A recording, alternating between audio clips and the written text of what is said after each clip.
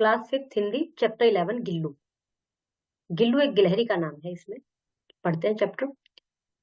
अचानक एक दिन सवेरे कमरे से बरामदे में आकर मैंने देखा, दो कोए गमले के चारों छुआ छुअल जैसा खेल रहे।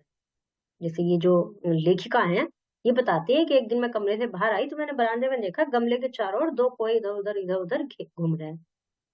तो उनके दिमाग में आया कि वे क्या क्या है यहाँ पर। निकट जाकर देखा गिलहरी का एक छोटा सा बच्चा, जो संभवतः घोंसले से गिर पड़ा। कोए अब उसमें सुलभ आहार खोज रहे। वह निश्चेष्ट सा गमले में चिपका पड़ा था। उन्होंने जाकर देखा तो उन्हें दिखाई दिया गिलहरी का बच्चा, और बिल्कुल ऐसे बेसुध सा पड़ा था, और कोई उसको खाना चाह रहे थे। अब उनके दिमाग में एक बार तो ये लगा कि मैं इसे यहीं छोड़ दूं, क्योंकि मैं इसको उठाऊंगी तो ये कहीं मर ना जाए। लेकिन यदि वो उसको वहां छोड़ देती, तब तो पक्का ही कोई उसे मार देते। तो उन्होंने उसको उठा लिया, और उसका जहां जहां चोट लग रही थी, कोई की चोट एक आध उसमें लग गई होगी, तो वहां वहां उन्होंने पेनिसिलिन का मरहम लगाया, दवाई लगाई, और रुई की बत्ती बनाकर, जैसे रुई ऐसी वाली बत्ती होती है ना, लंबे वाली बत्ती, तो उसको बनाकर उसने दूध में भिगोकर उसके मुंह में डाल दिया। तो इससे उसके मुंह में दूध की बूंदें गई। कई घंटों तक लगातार उपचार के उपरांत उसके मुंह में एक बूंद पानी टपकाया जा सका। काफी देर तक उन्होंने उसकी सेवा सुरक्षा की, तब एक बूंद पानी उसके मुंह में गया। तीसरे दिन वह इतना अच्छा और आश्वस्त हो गया कि मेरी उंगली अपने दोनों पंजों से पकड़कर नीले कांच के मोतियों जैसे आंखों से इधर उधर देखने लगा। जिस उसकी पंजे होते हैं ना, उससे ऐसे उंगली ऐसे पकड़ के। और 3-4 मास में उसके स्निग्ध रोए, झब्बेदार पूंछ, चंचल चमकीली आंखें सबको विस्मित करने लगी। अब वो न्यू बॉर्न नहीं था, मतलब जब ज्यादा बड़ा नहीं था, धीरे धीरे बड़ा होता गया, तो उसका विकास होता गया। झब्बेदार पूंछ मतलब वो जो पूंछ सी होती है गिलहरी की, बाल बाल से होते हैं, और रोए आ गए उसके शरीर पर, चमकीली आंखें, अच्छा लगने लगा। हम उसे गिल्लू कहकर बुलाने लगे।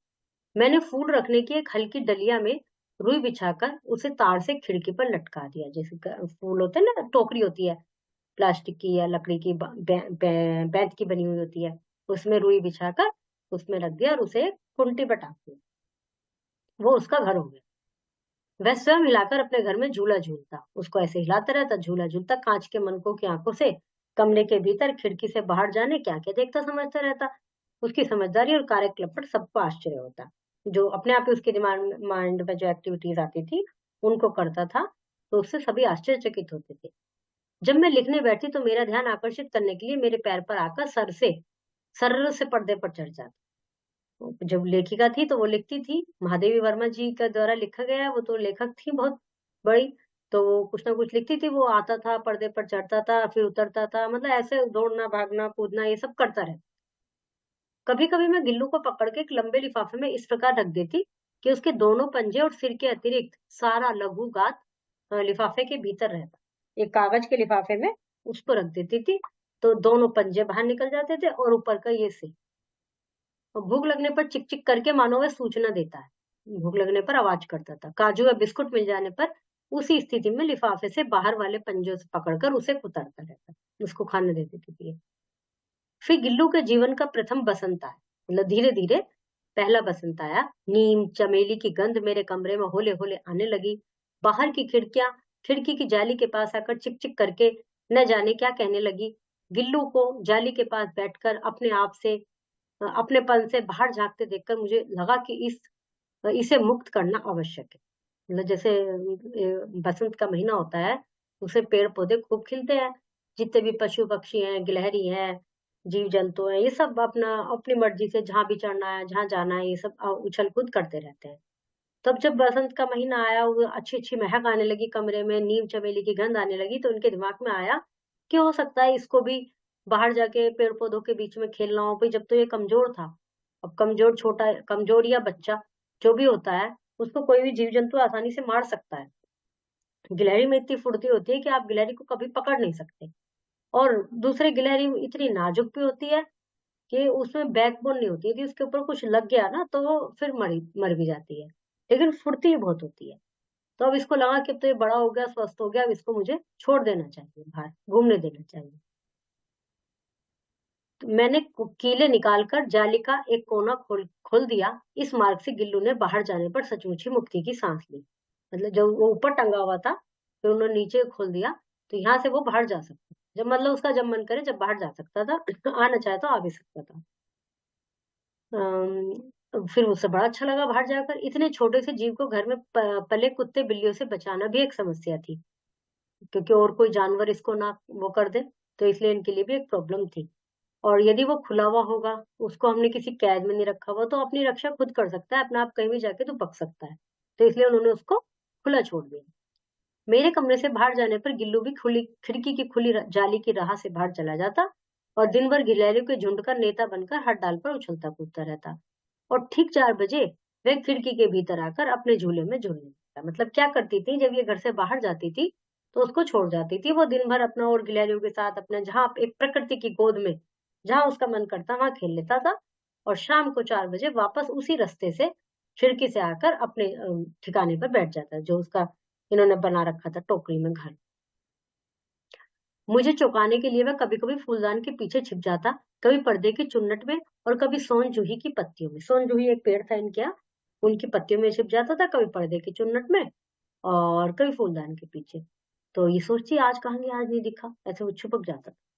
मेरे पास बहुत से पशु पक्षी हैं और उनका मुझसे लगाव भी कम नहीं, परंतु उनमें से किसी को भी मेरे साथ मेरी थाली में खाना खाने की हिम्मत नहीं हुई, ऐसा मुझे सुनने नहीं आता।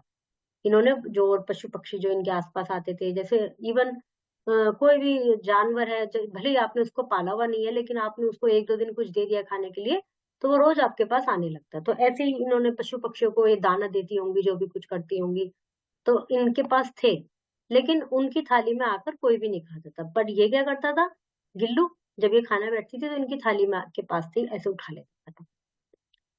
गिल्लू इनमें अपवाद था। मैं जैसे ही खाने के कमरे में पहुंचती, वह खिड़की से निकलकर आंगन की दीवार, बरामदा पार करके मेरे साथ मेज पर पहुंच जाता और थाली में बैठ जाना चाहता था। बड़ी कठिनाई से मैंने उसे थाली के पास बैठना सिखाया, वो सीधा उनकी थाली में बैठ जाता था। फिर उन्होंने उसको उठा के बराबर में बैठाना सिखाया, जहां बैठकर मैं थाली में से एक एक चावल उठाकर बड़ी सफाई से खाता रहा। काजू उसका प्रिय खाद्य था। कई दिन तक काजू ना मिलने पर वह अन्य खाने की चीजें भी या तो लेना बंद कर देता या झूले से नीचे फेंक देता। उसको काजू पसंद थे। जब ये कई दिन तक नहीं देती थी, तो वो और खाना भी नहीं लेता था कि मैं खा ही नहीं रहा कुछ भी, और ले लेता था तो फेंक देता। उस बीच मुझे मोटर दुर्घटना से आहत होकर कुछ दिन अस्पताल में रहना पड़ा। सब उसे काजू दे जाते, परंतु अस्पताल से लौटकर जब मैंने उसके झूले की सफाई की, तो उसमें काजू भरे मिले, जिससे ज्ञात होता है कि इन दिनों में अपना प्रिय कितना कम खाता है। मतलब सबको, जब ये नहीं थी घर पे, हॉस्पिटल में थी, तो सबको लगता था भी इसे काजू पसंद है, काजू दे दो ये खा तो लेगा कम से कम, नहीं तो भूखा रहेगा। पर वो नहीं खाता था। जब आने के बाद इन्होंने सफाई की तो उसमें बहुत सारे काजू मिले, तो इससे उन्हें लग गया कि मेरे बिना, मतलब मुझे वो इतना बिना परेशान हो रहा था मेरे बिना, कि उसने अपनी फेवरेट चीज भी नहीं खाई। मेरी अवस्था में तकिए के सराहने बैठकर अपने नन्हे नंजे पंजों से मेरे सिर और बालों को सहलाता। जब ये लेटी रहती थी बिस्तर पर, तो इनके तकिए पर बैठा रहता था और बाल में, सिर में ऐसे ऐसे ऐसे करता रहता। गर्मियों में जब मैं दोपहर में काम करती, तो गिल्लू न बाहर जाता न अपने झूले में बैठता। उसने मेरे निकट रहने के साथ साथ गर्मी से बचने का एक स्वरथा नया उपाय खोज निकाला। वह मेरे पास रखी सुराही पर लेट जाता और इस प्रकार समीप भी रहता और ठंडक में भी। जब ये काम करती थी, घर के खाना बनाना है, सफाई करना, जो भी काम करना होता था, तो वो झूले में नहीं बैठता था अपने, और ना ही बाहर जाता। वो क्या करता था, पानी की सुराही रखी होती है, घड़े वगैरह, उनके ऊपर ऐसे लेट जाता था। वहां उससे ठंडक भी मिलती थी और ये दिखती भी रहती थी, महादेवी वर्मा जी। गिलहरी के जीवन की अवधि 2 वर्ष से अधिक नहीं होती, अतः गिल्लू की जीवन यात्रा का अंत आ ही गया। उसने दिन भर कुछ नहीं खाया, न बाहर गया। रात में अंत अंत की यातना में भी वह अपने झूले से उतरकर मेरे बिस्तर पर आया और ठंडे पंजों से मेरी वही उंगली पकड़कर हाथ से चिपक गया, जिसे उसने अपने बचपन की मरणासन स्थिति में आंकड़ा था। गिलहरी जो होती है, इसकी लाइफ 2 साल होती है। अब जब धीरे धीरे 2 साल हो गए इनके पास आए हुए, एक बसंत आ गया, दूसरा बसंत आ गया, फिर इसके आने का समय आया, जाने का। तो रात में उसने पूरे दिन कुछ नहीं खाया, ऐसी बस बीमार सा इन्हें लगा होगा कि भी कुछ हो रहा है, आज तो खाना ही नहीं खाया, आज बाहर भी खेलने नहीं गया। और रात में जो उंगली पकड़ा, जब उस समय पकड़ा था जब इन्होंने इसको कोल से बचाया था, वही उंगली पकड़कर और वहीं पर चिपक कर मरणासन स्थिति में जकड़ दी। मतलब उनकी उंगली पकड़कर ही उसने अपने प्राण दिए। पंजे इतने ठंडे हो रहे थे कि मैंने जाकर हीटर चलाया, उसे उष्णता देने का प्रयास किया, परंतु प्रभात की प्रथम किरण के स्पर्श के साथ ही किसी और जीवन में जागने के लिए वह सो गया। उन्होंने सोचा भी इसको ठंड लग रही है, तो उन्होंने हीटर चलाया और उसके बाद फिर वो नहीं जगा, वो हमेशा के लिए सो गया। और किसी और जीवन में जागने का तात्पर्य यह है कि ये कहते हैं कि आत्मा जो होती है वो एक जन्म से दूसरा जन्म लेती रहती है। तो यहाँ कवित्री का कहना यह है कि वह किसी और जीवन में जागना मतलब कहीं और जन्म लेने के लिए यहाँ से सो गए। वर्ड मीनिंग, ओरल, रिटर्न, और इन पे सही गलत पे निशान लगाना है। Fill in the blanks, tick correct option. दिए गए शब्दों का वाक्य प्रयोग कीजिए। ये बहुत इजी है, जैसे अस्पताल तो आप बना सकते हैं इजीली। विलोम शब्द शुद्ध करके लिखना। विजय ने सुंदर चित्रकारी किया, विजय ने सुंदर चित्रकारी की। आज धूप बहुत अच्छा निकला है, आज धूप बहुत अच्छी निकली है। सबने दिवाली हर्षोल्लास से मनाई, बनाई नहीं मनाई। पिताजी आए हैं, स्टेशन पर गाड़ियां दिखती हैं। इनके दो दो पर्यायवाची लिखना है। पंकज, जलज, नीरज। ठीक है, मेहमान का पाहुना। और इनके और पर्यायवाची देखना, आंसर की में मिल जाएंगे आपको।